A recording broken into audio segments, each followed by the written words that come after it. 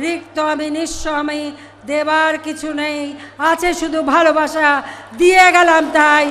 2.5 কোটি টাকা বাকি খেয়েছেন ক্ষমতাচ্যুত সাবেক প্রধানমন্ত্রী শেখ হাসিনা।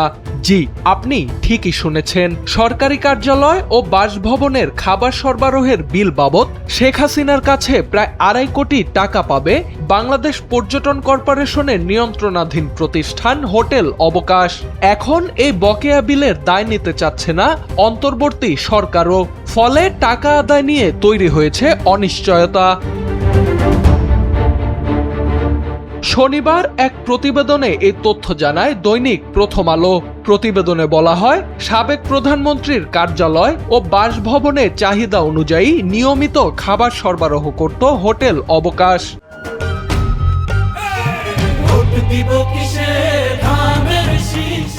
এ বিষয়ে উভয় পক্ষের মধ্যে চুক্তিও ছিল। চুক্তি অনুযায়ী খাবার সরবরাহ করা হলেও বিল আংশিক পরিশোধ করা হতো, আর কিছু অংশ বকেয়া থেকে যেত।